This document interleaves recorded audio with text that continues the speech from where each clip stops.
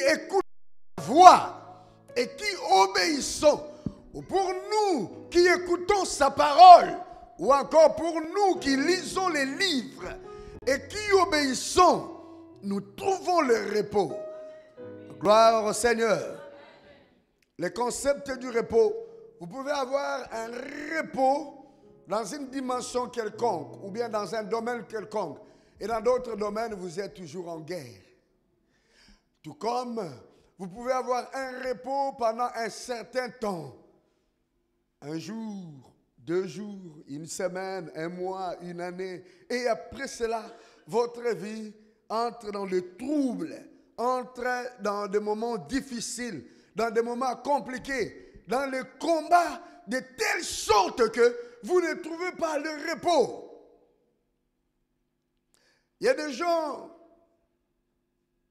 qui venaient éteindre un des amplis ici qui produit un petit bruit qui me dérange un peu. Il y a des personnes qui ne connaissent pas les repos.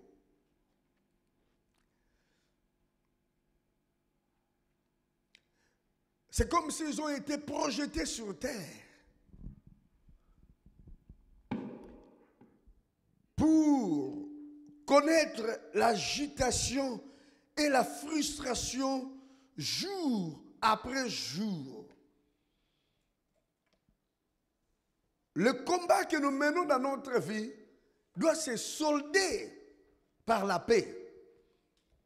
Doit se solder par une victoire et ça te permet d'entrer dans le repos. Chaque territoire que le Seigneur nous donne, chaque promesse que le Seigneur nous accorde, nous combattons d'abord pour l'acquérir. Et après le combat vient la paix. Après la conquête vient la victoire. Nous sommes un royaume de vainqueurs, appelés à expérimenter victoire sur victoire. Quand on dit victoire, c'est-à-dire il y a le combat. Quand l'Éternel a fait quitter les enfants d'Israël hors d'Égypte, il leur a dit, je vous amène dans un pays où coule le lait et le miel. Mais pour entrer dans ce pays où coule le lait et le miel, il a fallu se battre. Pour prendre Jéricho, il a fallu se battre. Il a fallu que les murailles de Jéricho soient renversées. Il y avait les obstacles naturels tels que le Jourdain. Après, quand ils sont sortis de l'Égypte, il y a eu la mer Rouge. C'est un obstacle naturel. Et c'est le Seigneur qui a mis ça devant eux. Ils entrent dans le désert. Le désert lui-même, c'est un combat. Et dans le désert, les Amalécites qui les attaquent, là encore, ils combattent. Et nous avons vu Moïse qui était là en train de se battre, le main levée, et Josué en bas, avec l'armée des esclaves, qui est devenue une armée des vainqueurs. Si les esclaves ont pu remporter la victoire face à une armée formée d'une nation déjà établie, à plus forte raison nous devons bien lire notre Bible. Alléluia.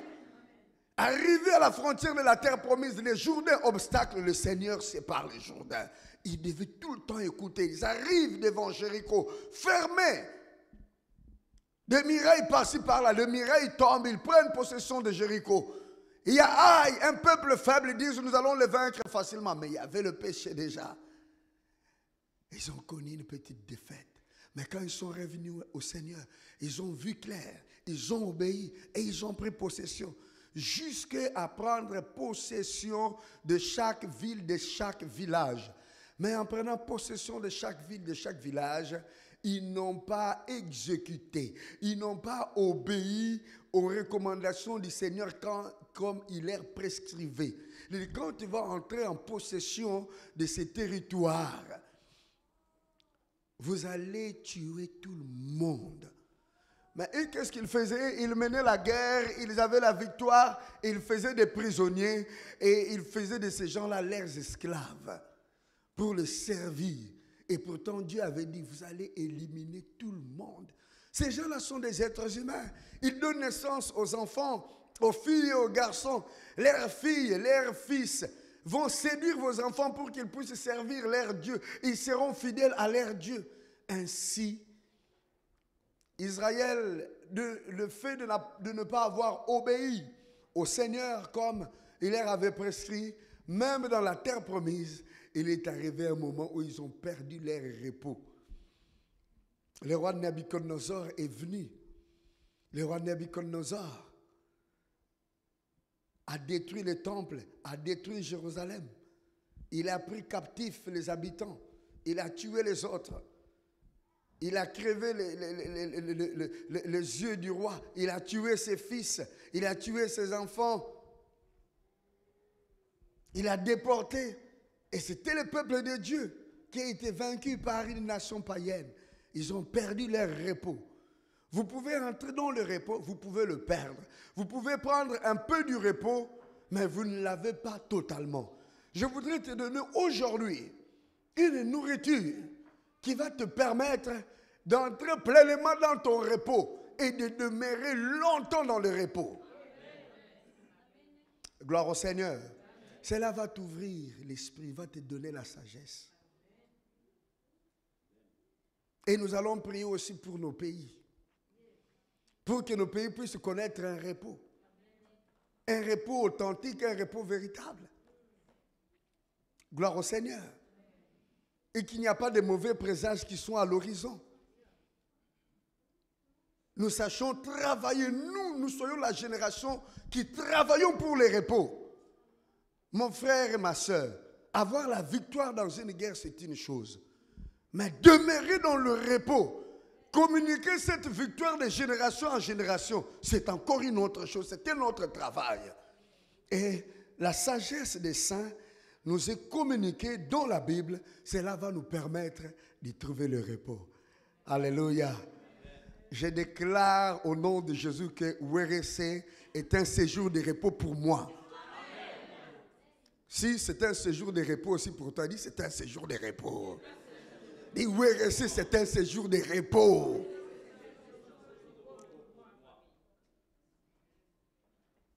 Il y a des chrétiens nés de nouveau qui ne trouvent jamais du repos.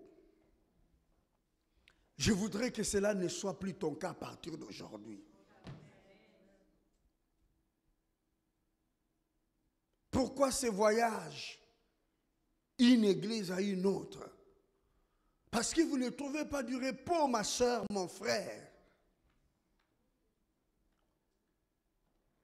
Vous arrivez à un endroit, vous vous sentez bien. Après un moment, vous vous sentez mal, vous partez. Quand est-ce que vous allez trouver votre repos? Dites, maintenant je trouve mon repos. Je trouve mon repos. Que le repos te soit donné.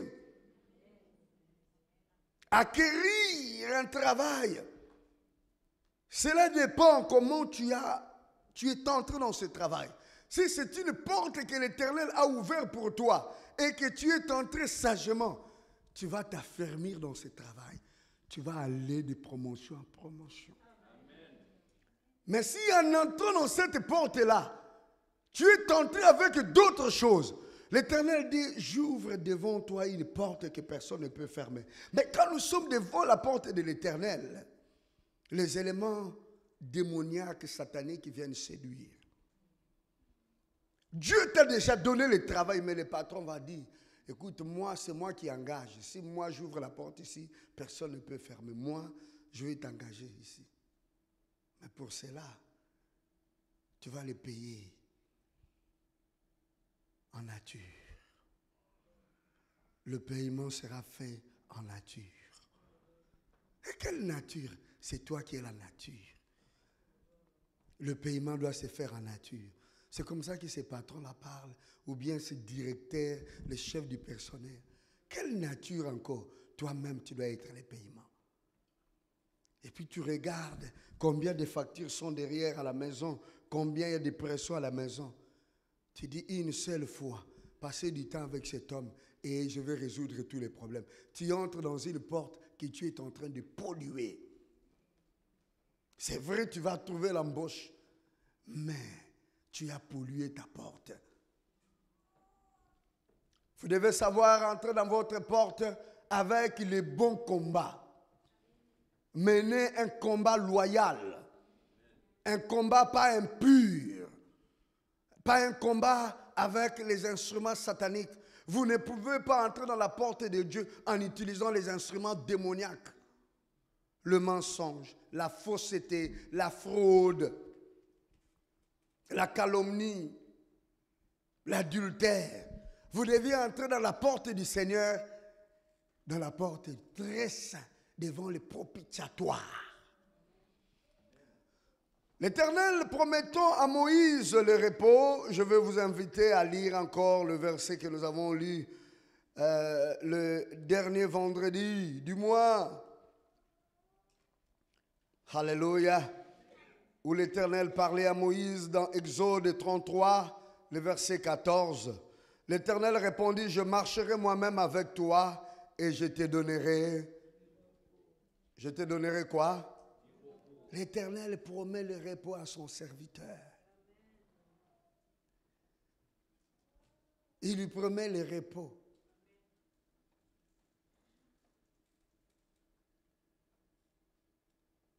Il le servait, il lui promet du repos. Je vais vous inviter, toujours dans Exode, au chapitre 25, le verset 17 à 22. Exode, chapitre 25, 17 à 22. Tu feras un propitiatoire d'or pur. Sa longueur sera de 2 coudées et demie. Et sa largeur d'une coudée et demie. Tu feras 2 chérubins d'or. Tu les feras d'or battu. Aux 2 extrémités du propitiatoire, fais un chérubin et à l'une des extrémités et un chérubin à l'autre extrémité. Vous ferez le chérubin sortant du propitiatoire à ces 2 extrémités. Le chérubin étendront le zèle par-dessus, couvrant de leurs ailes les propitiatoires et se faisant face l'un à l'autre. Les chérubins auront la face tournée vers les propitiatoires. Tu mettras le propitiatoire, comptez combien de fois le propitiatoire revient, sur l'arche. Et tu mettras dans l'arche les témoignages que je te donnerai. C'est là que je me rencontrerai avec toi, du haut du propitiatoire, entre les 2 chérubins, placés sur l'arche du témoignage. Je te donnerai tous mes ordres pour les enfants d'Israël. Alléluia. Les propitiatoires, c'est cet autel, le 3e autel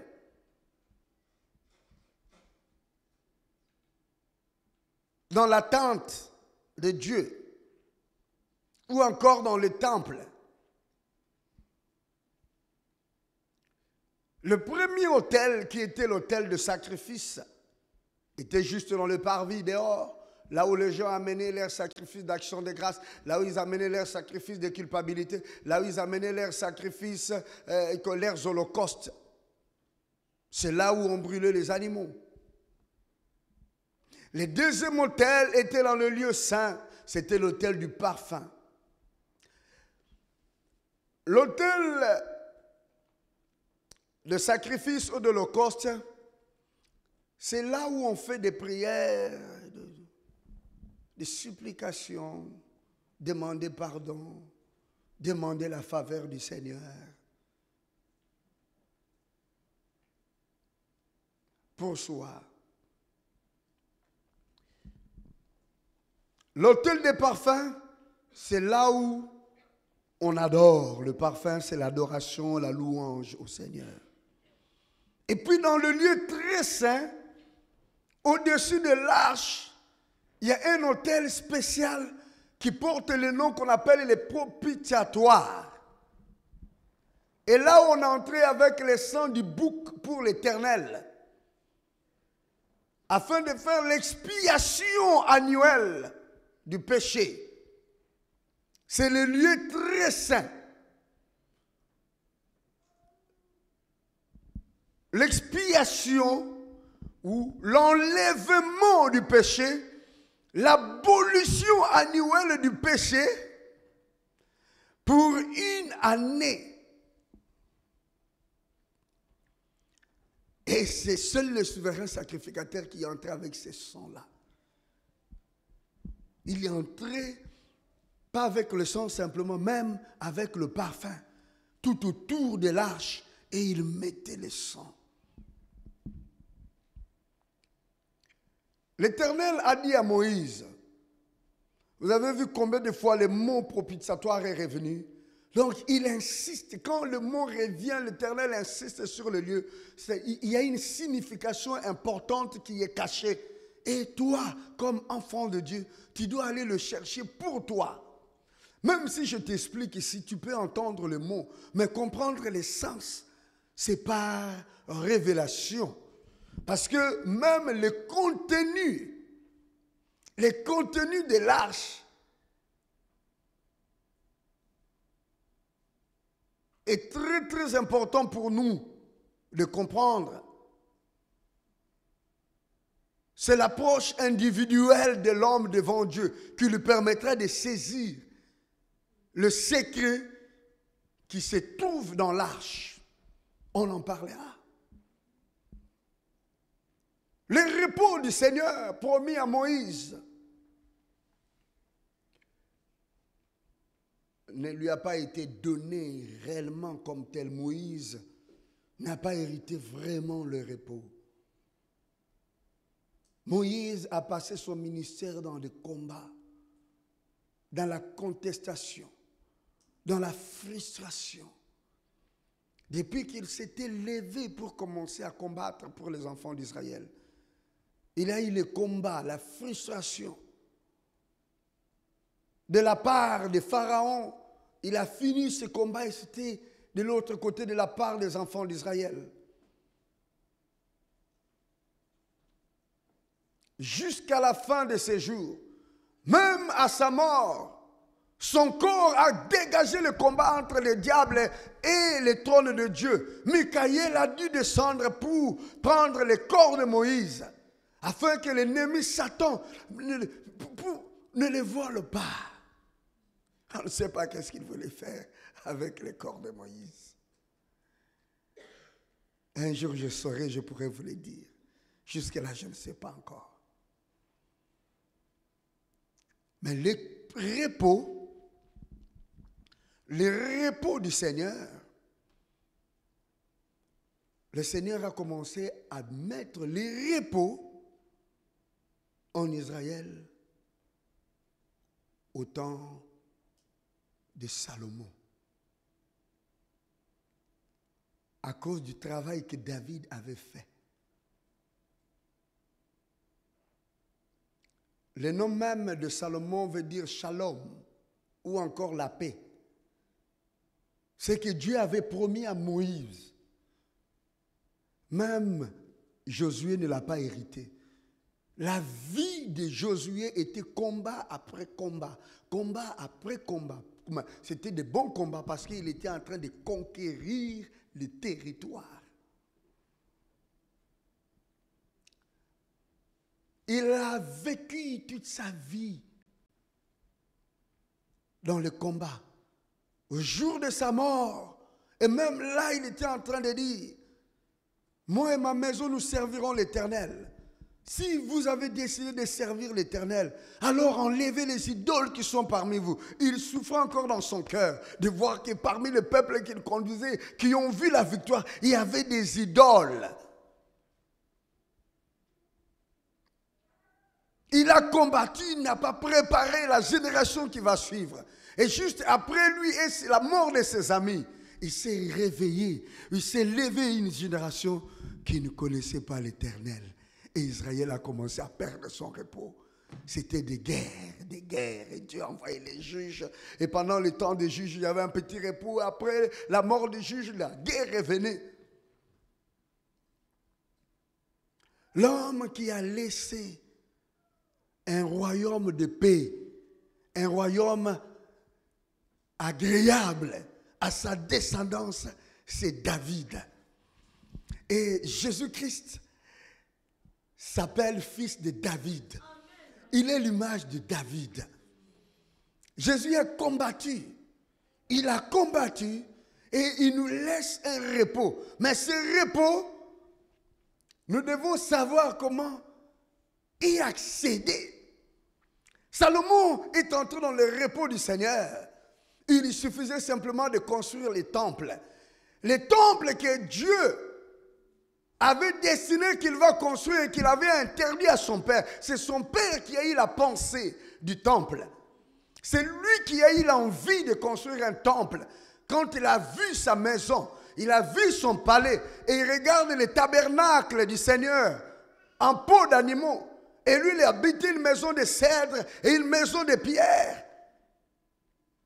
Une partie de pierre, l'autre de cèdre bien lambrissée. Et le palais de l'Éternel, c'était une tente. Il a dit non, non, non, non, non. Ma maison ne peut pas être plus agréable que la maison de Dieu. Il faudrait que mon Dieu puisse avoir un temple. Je dois construire un temple à l'honneur du Seigneur. Plus de gloire pour mon Dieu. Ça doit être plus glorieux que ma maison, que le palais royal. Le palais de l'Éternel doit être plus glorieux que le palais royal. L'Éternel a regardé, il a dit, David, il y a les saints dans tes mains. Tu ne construiras pas. Mais ton fils, qui sortira de toi, construira une maison pour moi. David a dit, ok, comme j'ai eu la vision, mais je n'ai pas eu le droit de construire, je vais préparer tout.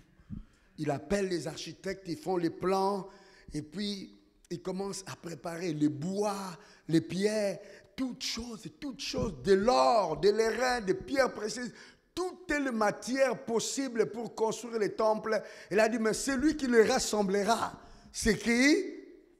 C'est Salomon. Ainsi, au temps de Salomon, on dit qu'on a construit des temples sans bruit. Donc, il n'y avait pas de pierre, il n'y avait pas le bruit de pierre. Il n'y avait pas de bruit de cassure.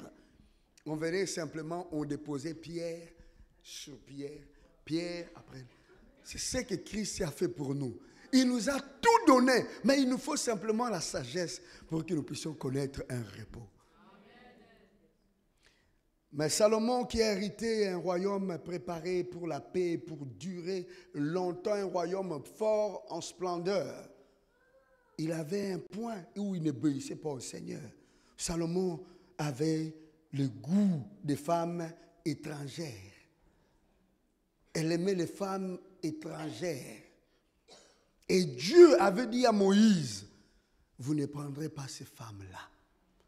Elles deviendront un piège pour vous et pour vos enfants. Mais Salomon, qui avait demandé à Dieu la sagesse, par la sagesse, nous entrons dans le repos. Le repos de Salomon, il a connu pour lui, mais il n'a pas laissé ça aux autres. Vous devez savoir, il y a certaines choses que nous faisons aujourd'hui. Nous n'allons pas voir leurs conséquences, mais ceux qui viennent après nous, ils vont les vivre.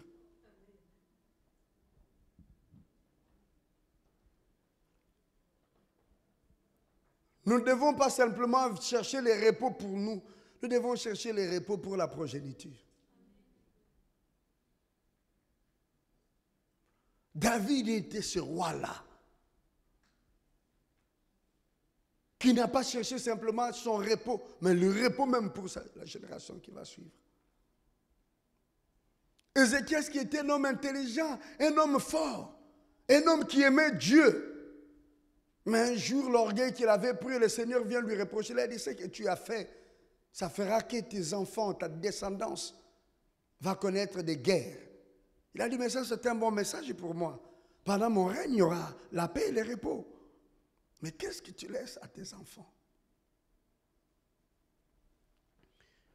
Encore une fois, je vous répète, mes frères et sœurs, mes enfants, si vous le voulez bien, je suis resté dans ce pays et en train de faire ce ministère à cause de vous, les enfants spirituels. Ce n'est pas de ma propre volonté que je suis là.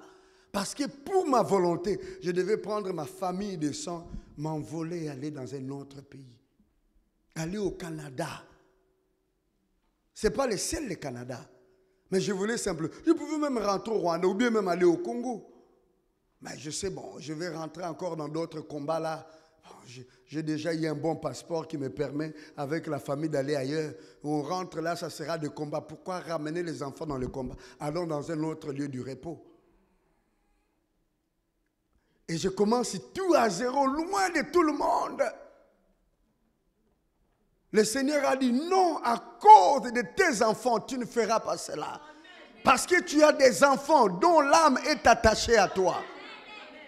Bats-toi pour tes enfants. Ah bon? C'est pour vous que nous sommes là. Que l'Éternel vous bénisse parce qu'il vous aime.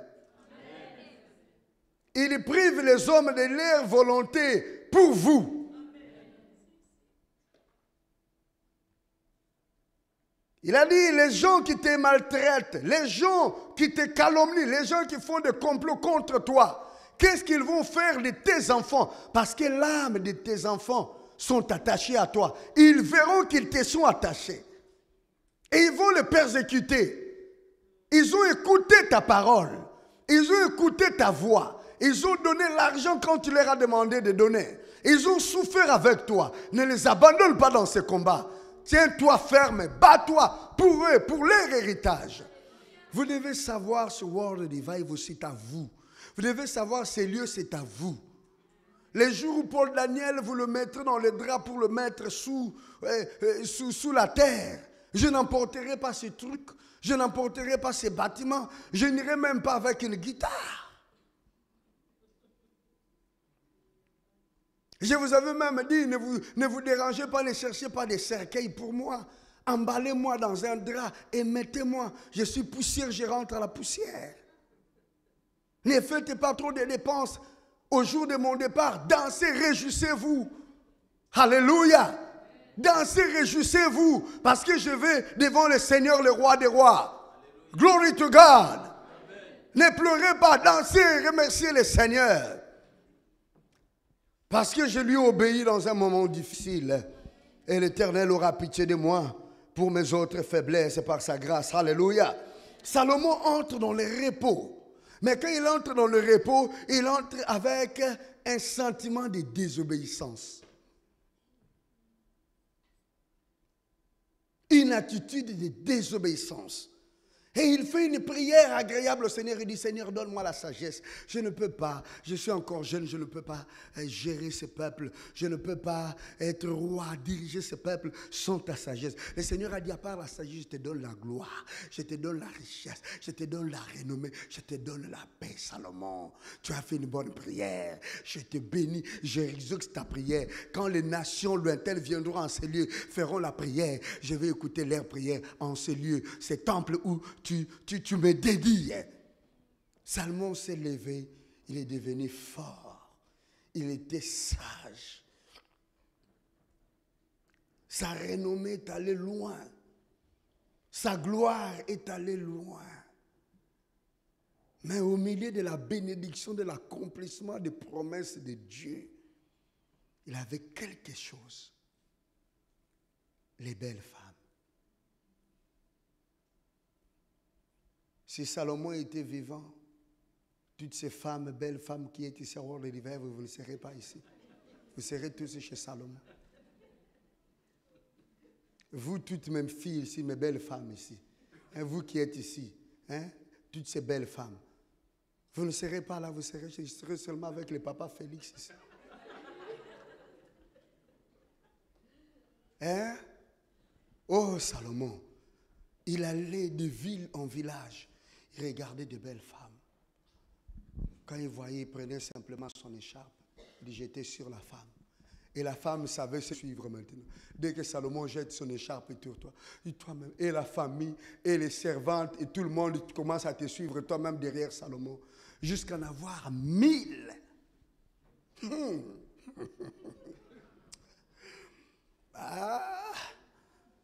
Eh bien, oui. 1000. L'Éternel regarde Salomon Il dit, bon, prendre beaucoup de femmes, il n'y a pas vraiment de problème. Mais quelles sont ces femmes que tu es en train de prendre? La fille du Pharaon, le roi d'Égypte. La fille du roi de Sidon. La fille du roi de Moabite. Elles ont l'air Dieu. Et ces femmes étaient tellement intelligentes. Elles étaient tellement douces qu'elles ont manipulé Salomon pour que Salomon construise les temples de leur Dieu en Israël. Salomon n'a pas seulement construit les temples de dieux étrangers en Israël. Salomon est allé lui-même pour essayer de plaire à ces femmes, offrir même des sacrifices à des dieux étrangers, à des idoles. L'Éternel a dit à cause de David,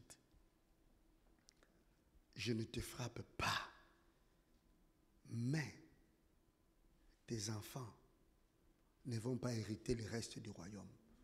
Je t'arrache 10 tribus, je te laisse 2. À cause de David seulement, l'Éternel se réfère toujours à David. Et Salomon a perdu le repos. Que cela ne soit pas ton partage. Que tu ne perdes pas ton repos aujourd'hui. Que tu ne perdes pas ton repos en 2019. Que 2019 soit l'année où tu entres dans le repos et tu ne sors plus de ce repos-là. Quelqu'un peut dire un grand amen. En lisant Exode 25, 17 à 22, nous pouvons trouver comment le Seigneur du repos. Le lieu très saint, devant le propitiatoire, c'était un travail que le souverain sacrificateur où Moïse devait aller faire. Moïse était un prophète un peu différent. Le Seigneur lui a appelé là-bas dans le propitiatoire après avoir construit, mais il n'était pas le souverain sacrificateur. Il était lévite comme les autres parce qu'il est de la tribu de Lévi, mais il n'était pas directement de la famille d'Aaron. Aaron était son frère. Donc il y avait la famille de Moïse, il y avait la famille d'Aaron. Mais Dieu permettait à Moïse, il a dit à Moïse, je vais te rencontrer là, au propitiatoire. Et pourtant il avait permis à Aaron, comme souverain sacrificateur, et à ses descendants des souverains sacrificateurs. Mais la grâce, l'honneur que Moïse avait devant Dieu, Dieu a dit, toi viens Moïse. Viens devant le propriétaire. Toi, je te rencontrerai. C'était le travail. Il allait là-bas pas pour se promener. Il allait faire un travail. Nous trouvons le repos lorsque nous faisons le travail suprême.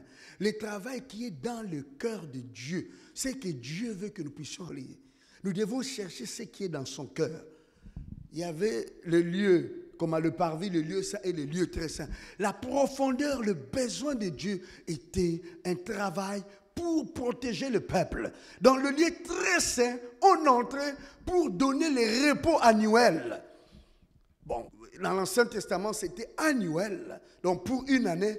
Mais dans le cœur de Dieu, c'était un repos comme l'Éden. Remettre les gens dans l'Éden. Remettre les gens dans le repos. Christ est venu pour nous donner le repos. Je suis venu pour que les brebis aient la vie et qu'ils puissent en avoir en abondance. Il est venu donner sa vie. Des risques qu'il était, il a vécu comme un pauvre pour nous enrichir. Il est devenu péché pour nous, malédiction pour que nous devenions bénédiction et justice en Dieu. Il a tout fait pour nous, pour que nous devenions justice, pour que nous devenions saints, pour que nous soyons enrichis, pour que nous soyons forts. Que les faibles disent je suis fort. Il a payé tout. Il a tout accompli pour nous.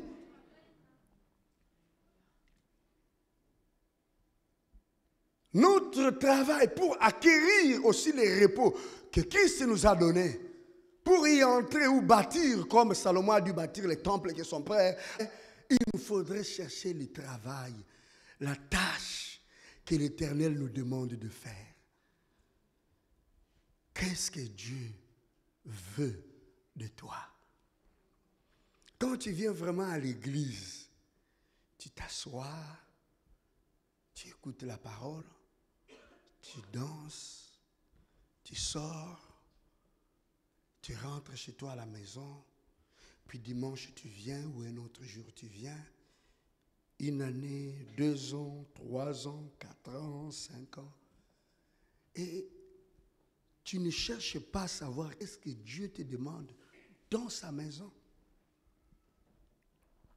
David a donné le repos quand il a commencé à parler, à penser à la maison de Dieu, à la gloire dans la maison de Dieu. Qu'est-ce que Dieu veut de toi dans sa maison? Qu'est-ce qui est dans le cœur de Dieu pour toi? Qu'est-ce qu'il veut que tu accomplisses?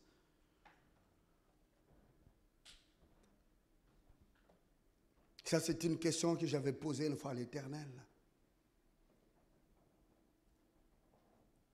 En 96, lorsque je venais de finir mon offre d'action de grâce que je venais de donner à Dieu d'1 année. 1 année après mes études, je vais te servir, annoncer la parole, avant que je puisse aller utiliser mon diplôme. 1 année d'évangélisation, de prier pour les gens, rien que dans le service de Dieu. Quand j'ai fini d'offrir son de grâce au Seigneur, marchant à pied par-ci, par-là pour annoncer la parole, dans les Kivu, j'étais en train de prier pour demander au Seigneur de m'ouvrir maintenant la porte, de rentrer à la famille à Kinshasa. J'étais à Goma pour que je puisse aller cultiver, pour que je puisse aller élever des animaux, cultiver les plantes, planter des oranges, planter des tomates, planter des eucalyptus, faire des vergers, élever des chèvres, des moutons, des vaches, créer des piscicultures, des étangs, des poissons, élever des tilapias. Je me préparais à cela, cultiver les maniocs. Et j'ai bien fait mes calculs. Peut-être dans 4 ans, je vais avoir des millions dans ma poche. Vous savez bien, moi, je suis un travailleur, je ne suis pas un fainéant. Quand je me mets dans un truc, je le fais à fond. This is me. Oh. Et j'étais déterminé, je vais y arriver. Et pendant que j'ai mené ce projet devant le Seigneur, très bien conçu, comme un bon ingénieur agronome qui va aller très... L'Éternel dit, bienvenue. Je te veux me servir. J'ai dit, oui, c'est ça que je suis en train de faire. Et c'est ce que je continuerai à faire. Il a dit, non, tu n'as pas compris. J'ai dit, oui, comment? Ton projet là, mets-le de côté. Et lève-toi et va annoncer ma parole. Quoi? Allez annoncer ta parole. Toujours ta parole. Pendant que je serai en train de lever mes porcs. Ne fais pas cela. Lève-toi, va annoncer ma parole. Hey. Oh, lisusu nini nzambe o. Mega ibinu mwami we. Là, je parle dans ma langue. Oh, ils ont lisusu nini. Ils disent, qu'est-ce que c'est, Seigneur?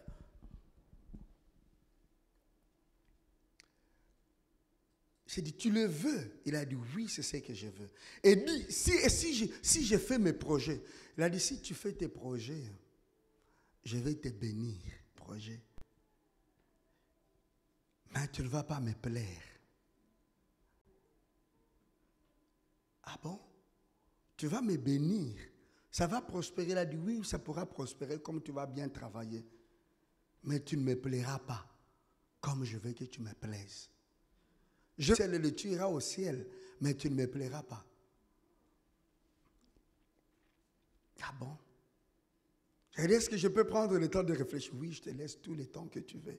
Va réfléchir.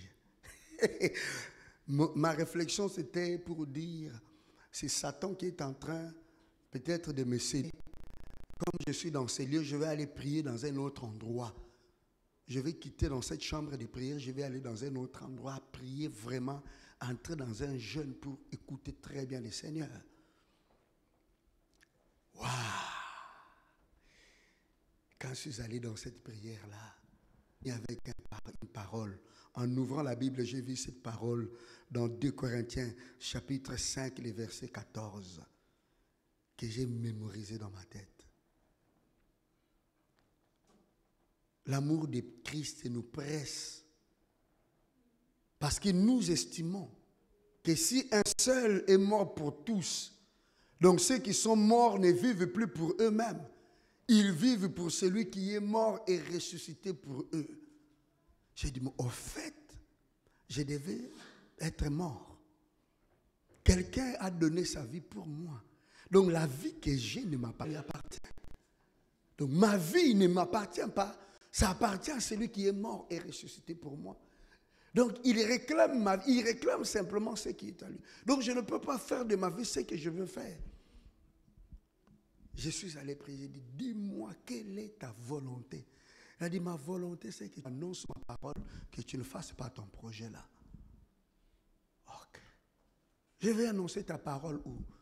De l'autre côté. Et de l'autre côté, il y avait le feu au Rwanda. Il a dit, va de l'autre côté là où il y a le feu. Qu'est-ce que mon père va dire? Je m'occuperai de ton père. Qu'est-ce que ma famille va dire? La famille. Vous savez, c'est bon pour vous quand Dieu vous appelle de devenir serviteur dans une église telle que vous êtes là, à World Revival, vous avez votre église, on vous connaît, vous avez votre pasteur.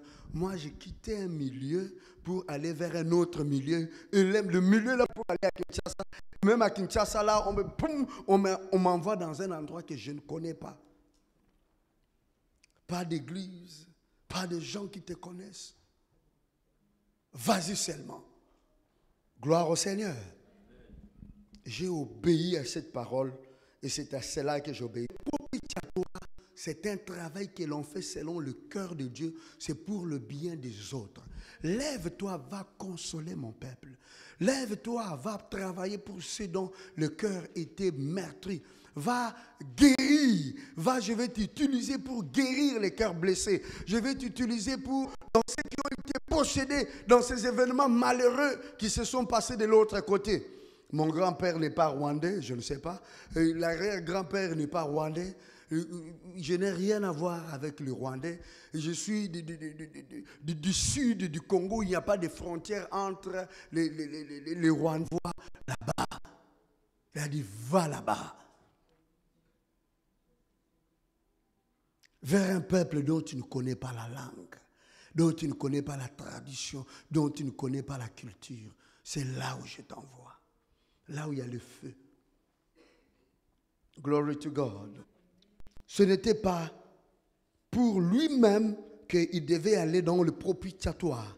Il entre dans le propitiatoire pour intercéder, pour travailler en faveur du peuple. Lorsqu'une personne se lève pour les autres, selon que Dieu l'a envoyé, cette personne pour un repos.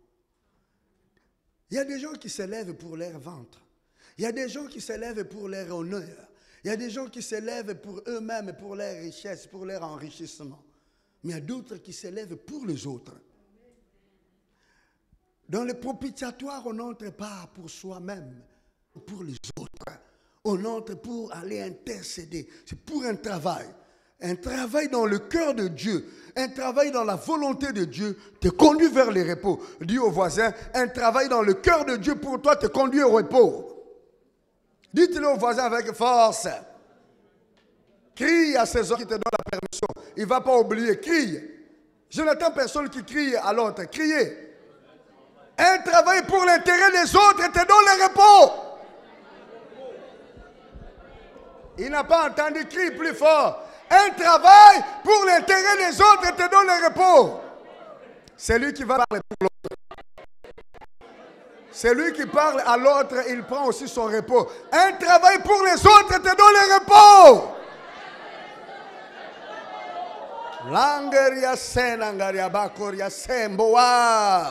Au propitiatoire, il y avait le travail. Alléluia. C'était une occupation dans la présence de Dieu. Cherche à vivre toute ta vie dans la présence de Dieu. Fais que la présence de Dieu ne te quitte pas.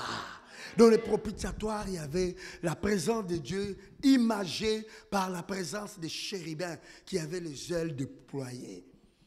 Ta vie dans la présence de Dieu. Ne va pas dans les endroits obscurs. Ne va pas dans les endroits compromettants. compromettants, excusez-moi. Reste dans la présence de Dieu. Que tes paroles ne soient pas des paroles qui troublent les plans de Dieu. Comme Dieu a dit à Job, qui trouble-t-il mes plans? Veut-il troubler mes desseins? Que tes paroles, au contraire, appellent le Seigneur. Que tes discours appellent le Seigneur. Que tes occupations restent dans la présence de Dieu. Tout lieu, tout endroit, toute occupation qui t'amènera loin de la présence de Dieu, tu n'as pas en train de sacrifier ton repos. Tu es en train de diminuer ton repos. Dis encore au voisin, toute occupation, il n'y a pas la présence de Dieu, n'y va pas. Tout endroit où il n'y a pas la présence de Dieu, n'y va pas.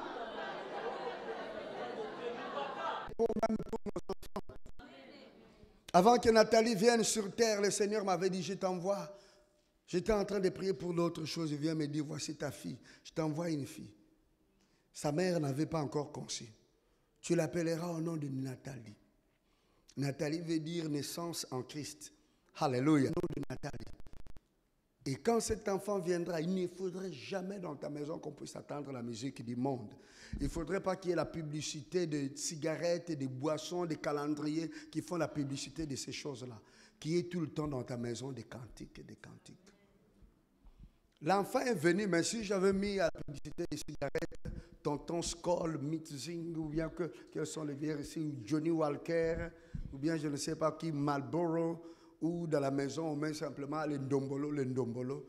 Là, je reçois une bénédiction, un repos, mais je suis en train de les corrompre.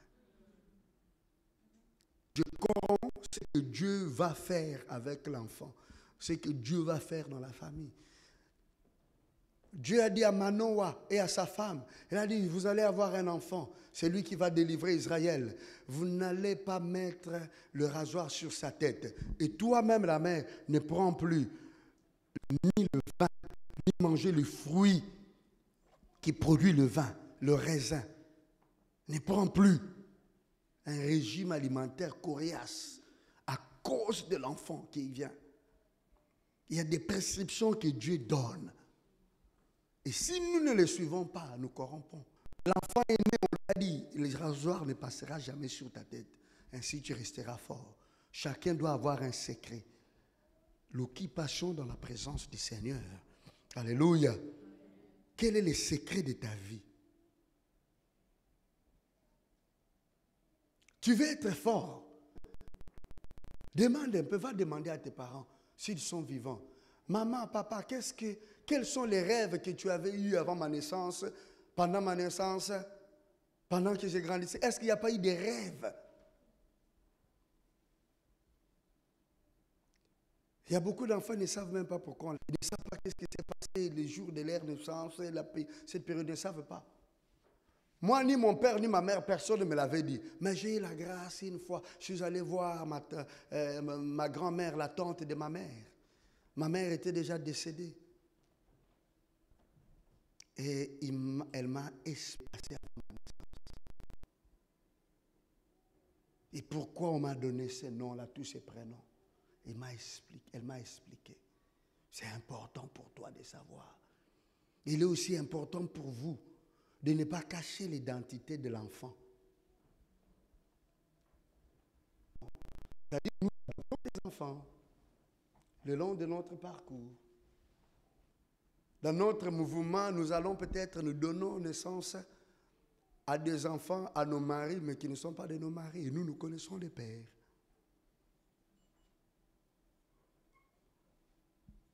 C'est lui. Je n'ai pas dit que tu as fait ça. C'est lui ou celle qui n'est pas l'enfant de Félix. Tu devras le dire. Ce n'est pas toi, hein? Toi, tu es moutakatif. Déjà, même les enfants ressemblent à leur papa tellement.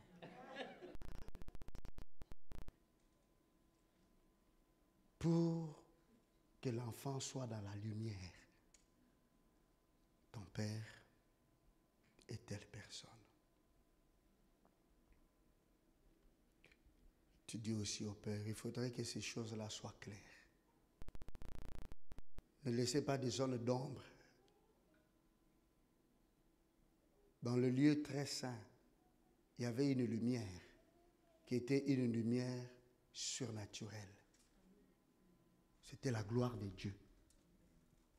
C'était la gloire de Dieu qui brillait dans le lieu. C'est pas un père qui n'est pas le père de ton fils ou de ta fille. Si c'est ce que tu as fait, tu vas manquer le repos dans ta vie, je te dis. Tu vas aller dans le monde des morts sans repos, les ténèbres. Tu dois changer. Tu dois amener la lumière.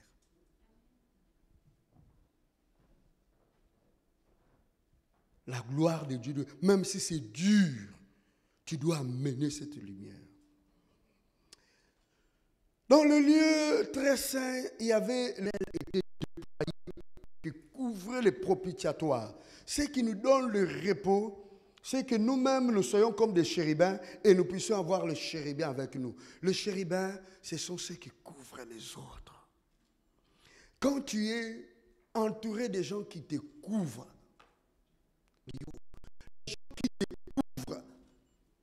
les gens qui ne vont pas montrer ta nudité, quand ton pantalon est troué, ils viennent avec un vêtement pour te couvrir pour que les autres ne voient pas. Quand tu fais des erreurs, ils viennent, ils te couvrent pour que tes erreurs ne soient pas vues. Quand tu fais des bêtises, ils viennent, ils te couvrent pour de cette personne dans la vie. Parce qu'il n'y a aucun homme, comme Salomon l'a dit sur terre, qui ne puisse pas pécher. Jésus s'appelle le fils de David. Il couvre David. David, c'était un homme de sang. David, c'était un homme qui aimait les femmes. Il a pris même la femme de quelqu'un d'autre. Mais Jésus, il vient, il dit, je suis le fils de David. Tu auras le repos dans ta vie quand tu vas développer l'esprit de couvrir les autres. De couvrir les autres. Et toi-même, tu seras couvert. Tu as besoin de quelqu'un qui puisse te couvrir. Vous qui vous levez pour aller exposer la nudité de l'autre, de prendre tel, vous ne le connaissez pas. Si on prend tes faiblesses, on les met dehors, tu seras content. Si on met tes faiblesses dehors, tu seras content. Dis-moi. Vous qui vous levez pour aller critiquer les autres, pour montrer ce qu'ils ont fait qui n'est pas bon, au lieu de le... Que cela ne soit pas ta part. Dieu a dit, les chérubins auront les ailes déployées. Il voulait dire, Moïse, je couvrirai tes fautes. Voilà pourquoi nous ne devons jamais prêcher contre les faiblesses, prêcher les faiblesses des prophètes et des dieux de l'Ancien Testament comme du Nouveau. Nous devons regarder toujours les... Dans l'Ancien Testament, on parle des faiblesses de plusieurs. Dans le Nouveau Testament, on ne trouve pas les faiblesses des apôtres. Juste un peu. Ce n'est pas qu'ils étaient parfaits. Ils ont eu des marches, des fois, des pieds boiteuses. Mais ceux qui ont écrit, ils les ont couverts. Vous devez vous couvrir dans l'église. Tu dois savoir couvrir ton frère. Tu dois savoir couvrir. Tu dois être un chérubin protecteur, aux ailes déployées. Donc tu dois savoir déployer ton zèle pour couvrir les autres. Pas couvrir l'injustice pour... C'est-à-dire... Noé a bu son vin. C'est par Noé que ses fils se sont sauvés. C'est lui qui a construit l'arche. Après le déluge, Noé cultive la vigne. Il faut parce que Dieu lui avait dit c'est accompli. Il a sauvé sa famille. Il a pris un peu de vin. Et dans sa fête, dans son ivresse, il tombe. Et quand il entre dans la tente, il tombe. Son habit se relève. Il reste nu comme ça, couché. Et il est sauvé en construisant l'arche, en obéissant au Seigneur. Il dit, il est trop venu. Au lieu de les couvrir, il sort, il va rigoler devant sa femme, sa mère, ses belles-sœurs, ses frères. Oh, papa, viens qu'on a mon boulot, vraiment. Il a relevé ses habits, il est nu. Et il commençait à faire des commentaires comme négatifs. Les deux autres ont dit, mais c'est quoi ça, notre Père? Nous n'allons pas voir la nudité du Père. Ils ont pris un drap et ils ont fermé les oreilles. Non, non, non. Je n'ai pas besoin d'attendre ces mauvaises choses-là. Ce n'est pas à moi que tu dois dire ça. Ce n'est pas à moi. Ce n'est pas à moi que tu dois dire. Mes oreilles ne doivent venir. Je n'ai pas besoin d'attendre ça. C'est ce que les enfants de Noé ont fait. Ils sont rentrés en reculant. Quand ils ont vu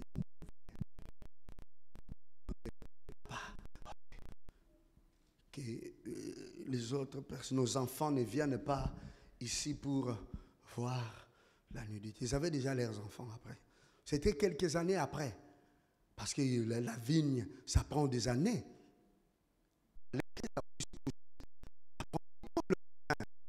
Pour fabriquer le vin, ça prend du temps. Donc ils avaient déjà des enfants. Parce que Noé, quand il s'est réveillé, sa femme et ses belles filles lui ont raconté. Et qu'est-ce qu'il a fait? Il a maudit son petit-fils, donc les fils de son fils qui est allé mettre. Les enfants d'Israël sont venus chasser les Cananéens. Ce n'est pas nous qui sommes, ce n'est pas les Africains qui sommes des Cananéens, ce n'est pas nous. Les Cananéens sont les autres, ce n'est pas nous. Nous sommes les couches, nous ne venons pas de là. On dit, oh, la malédiction de Noé. Non, ce n'est pas nous, ça n'a rien à voir. Il n'a pas maudit son fils Cham qui avait fait cela. Il a maudit, parce que comme Dieu avait béni Cham, c'est lui que Dieu bénit. Noé, c'est lui que Dieu bénit. Tu ne peux pas le maudire. Dieu avait béni quand ils sont sortis des marchés. Ceux qui sont venus après, comme ils n'avaient pas encore reçu la bénédiction, c'est important lorsqu'on vous bénit dans l'église. Ça vous protège contre d'autres malédictions. Et comme ceux-là n'ont pas encore reçu la bénédiction, son fils est canal, Pokéa. Qu'il soit l'esclave de ses frères, qu'il puisse se servir, qu'il vienne.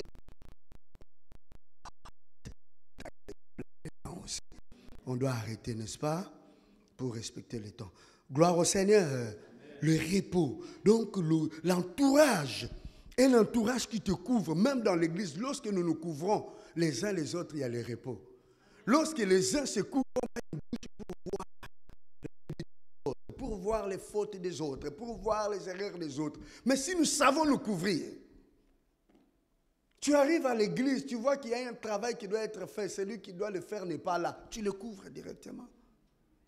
Tu viens avant le temps, tu vois qu'il y a des téléphones. Hey, vous êtes où? Pourquoi vous êtes... Non. This is not what you have to do. Tu dois couvrir. L'aspirateur est où? Tu dois directement, tu prends l'aspirateur vite, vite. Tu dis à l'autre, attends là, quand les visiteurs vont venir faire les passer, tu couvres les autres. Quand maman Solange dit, maman, ça va bien? Ça allait bien. Qu'est-ce qui s'est passé? J'ai trouvé l'église était un peu sale. Il va te dire, oh, j'ai des problèmes, mourir m'a frappé, cela. On était difficile aujourd'hui, on ne voulait pas manger, je l'ai forcé à manger. Tu ne sais pas, amen. Les repos viennent dans notre vie. Quand nous savons couvrir, que tu sois celui qui couvre les autres et que l'Éternel te couvre. Ceux qui ont l'habitude de parler mal des autres, ils ne trouveront point de repos dans leur vie. Vous ne pouvez pas trouver le repos, c'est impossible. Vous êtes en train de battre. Tu ne trouveras pas agiter toute ta vie.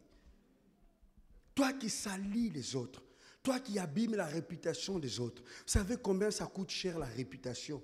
Pour que quelqu'un puisse établir sa réputation, ça coûte cher. Et toi, tu prends ton téléphone, tu commences à parler mal. Une réputation, une bonne réputation vaut mieux que le parfum. Donc, il est très sensible à ceux qui, je ne sais pas, emportés par quoi, par la colère, par la jalousie ou par la faiblesse, qui salissent les autres.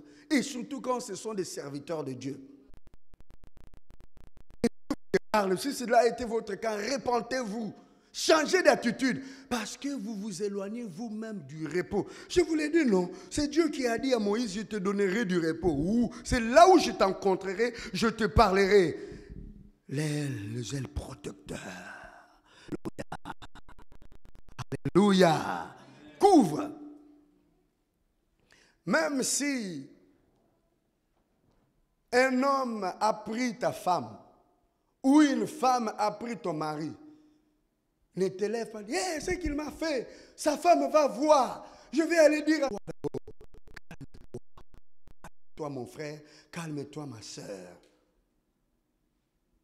Calme-toi. Résous ces problèmes devant Dieu. Traite-les devant Dieu. Et puis va trouver la personne.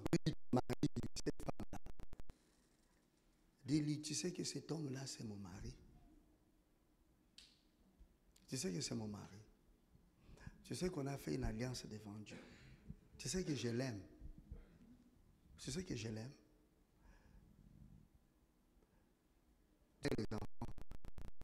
J'ai appris qu'il t'a acheté beaucoup de cadeaux.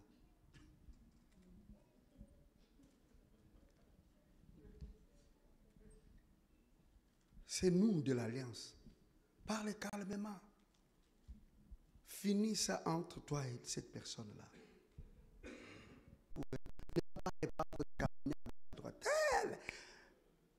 Mutoto Mubaya, c'était un mauvais gars, c'était une mauvaise femme. Il a pris mon mari. Ou tel, c'était un mauvais monsieur, il a pris ma femme. Ah bon? Ok. J'ai encore tout mardi et vendredi. Lèvons-nous pour prier.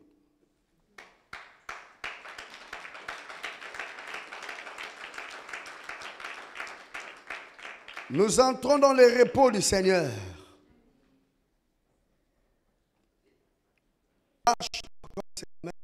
Dimanche, donc je veux simplement jeter ça sur vous comme ça. Et le Seigneur va aller vous expliquer. Le contenu de l'arche, qu'est-ce qu'il y avait dans l'arche?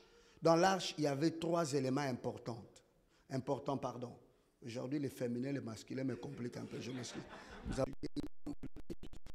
accordé les accords. Quand je règle ma langue, le féminin, masculin, je règle.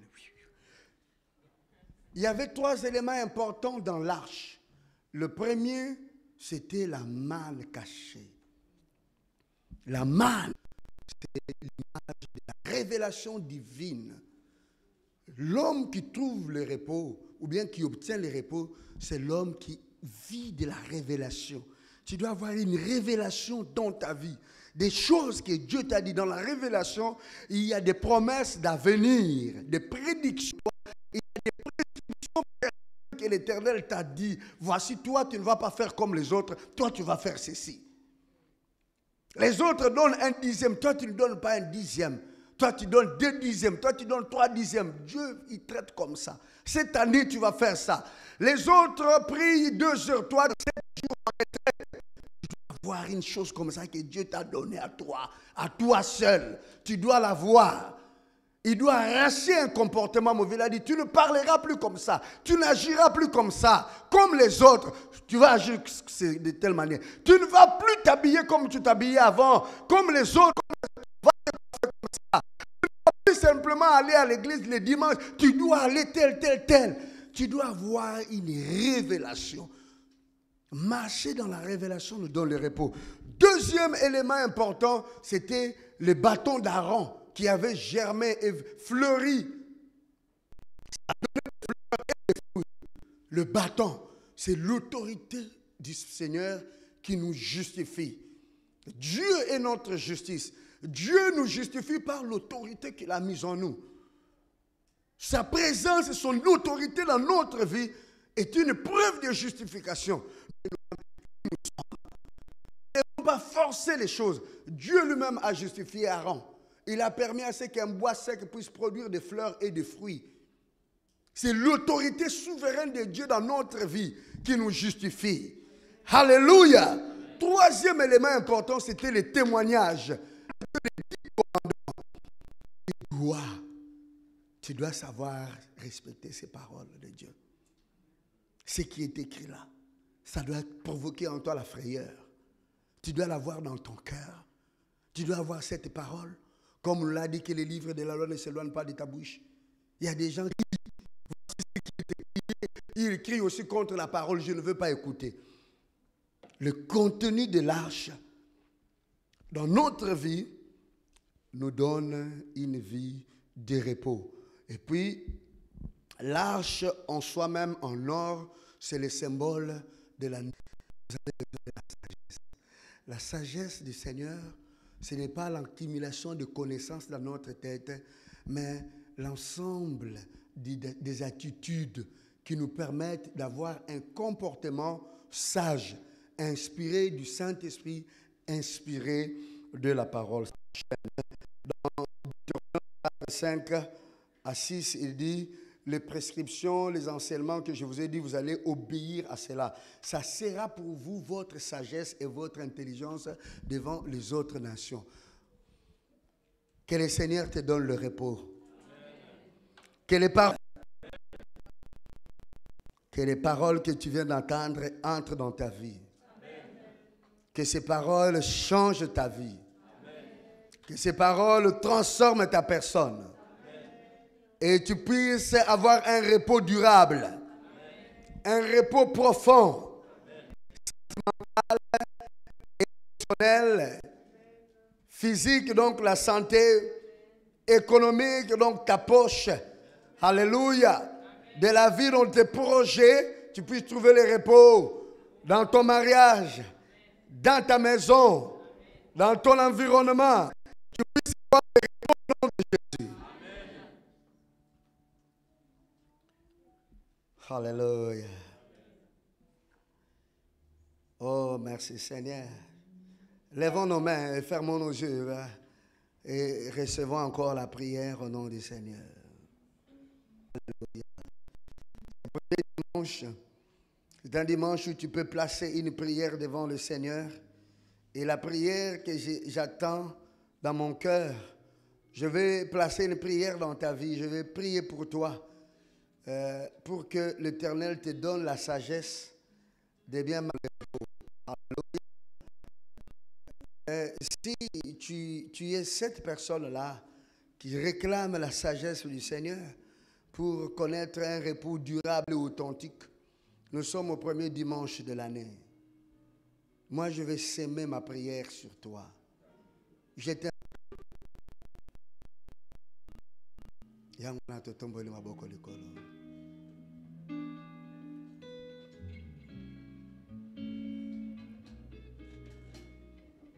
te touche, tu rentres dans ta place. Yangwana totomboli mabo. Oya simbili kolona se. Suki ya pembe kobimate na moto na ye boazanzambe.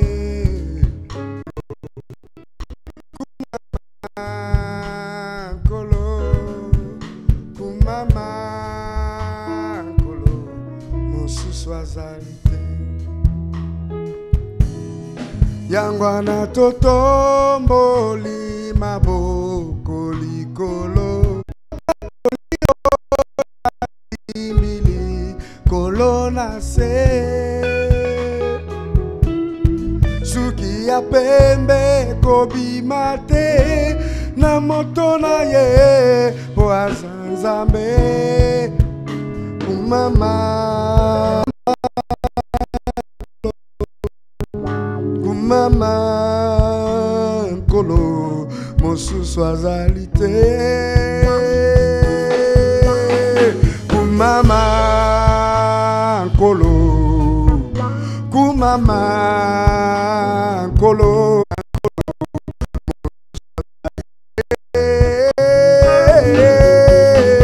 Kumama Nkolo Kumama Mama Nkolo mosusu azali moli mabo kolikolo tota tolio ya simbili kolona se suki ya pembe Nzambe Kumama Nkolo Kumama Nkolo Kumama Nkolo mosusu azalite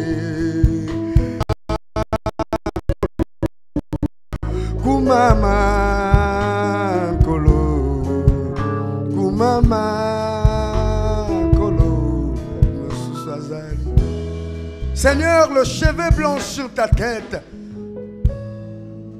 Cela veut dire que tu es rempli et tu dis dans ta parole que c'est lui qui manque de la sagesse. Il le demande à Dieu qui donne sans reproche. Il donne toutes choses avec abondance. Salomon t'a demandé la sagesse et tu le lui as accordé. Dès leur accordé, tu m'as demandé de prier pour eux. Je prie pour eux devant toi. En ce moment, Dieu, Yahweh, au nom de Jésus, laisse que la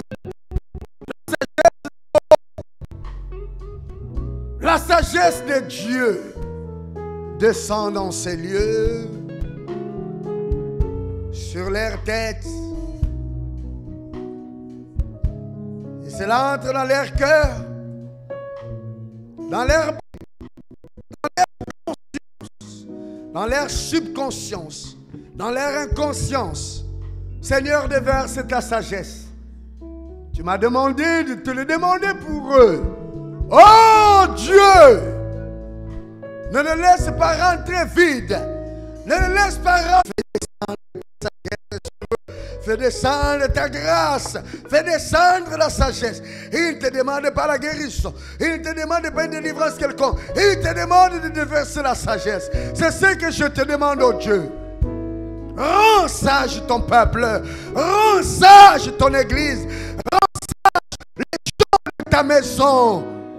Oh Dieu. La sagesse, c'est la haine du mal. Et c'est l'amour du bien. La recherche du bien.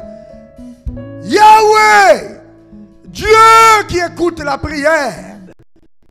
Donne notre foi, Père. Au nom de Jésus. Par ton Esprit Saint. Esprit de sagesse. Fais cette grâce de la sagesse. Dans cette génération. Pour cette génération.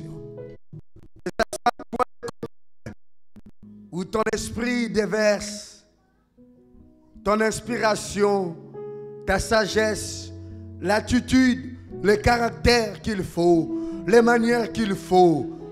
Comme il est écrit, l'Esprit du Seigneur était descendu sur Saoul et il est descendu sur David. Il est devenu notre personne. Que la sagesse entre en eux et il change. Il devient notre personne. Yangwana totomboli maboko ikolo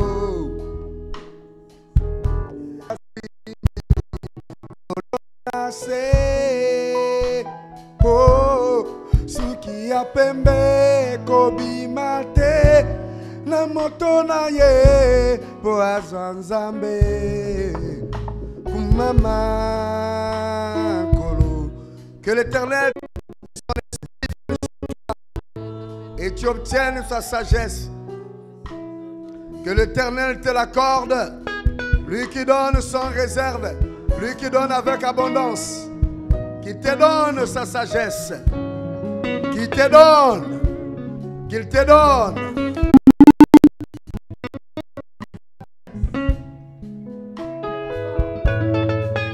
Qu'il te donne.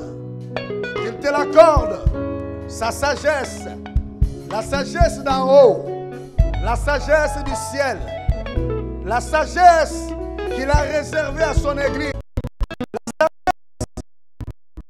pure sagesse, la sagesse des saints, la sagesse qu'il a réservée à ceux qui l'aiment, à ceux qui le cherchent, qu'il te l'accorde avec abondance.